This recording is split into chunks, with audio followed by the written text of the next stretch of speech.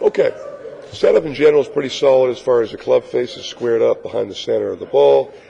The shaft angle is positioned opposite your waist, so at a good neutral level. Club and ball are in the center of your stance. And feet and hips are lined up complementary alongside the club face. A couple things. One thing I mentioned in particular on the face-on, your hands tend to fluctuate more behind the ball as opposed to we want your hands in the golf shaft slightly forward, especially your short and middle-length irons. If your hands in the golf shaft are a little ahead of the club head or opposite the ball, your body weight's going to probably take on more of a 55-45 type of positioning, help you hit down on the ball. So that's very important. What will help that, too, is notice how your shoulders are slightly open. They're left of your feet and hips. So by just tucking your arm in, as you can see Stricker doing, that right arm and softening it, that squares up your shoulders. Open, square. And it's not major, but it's significant as far as making a turn if that's not in that position.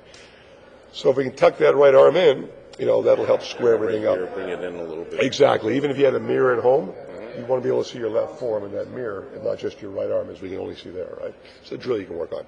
Let's watch the club go back. So you can see the club kind of moves a little too far down the target line with your arms only.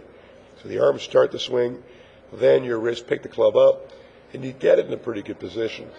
But you can see that's a little bit more of the upper body taking it back with your arms as opposed to rotating and turning behind it, right?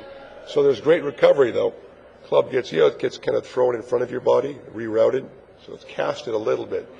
And this one here, you recover well with it. You get the club face on the ball, extend through.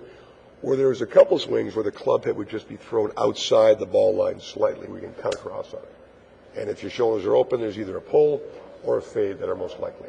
So, future, square up as I mentioned, and the key is for you is turning your shoulder behind the ball and not your arms as one piece. And that'll happen by just squaring up the shoulders.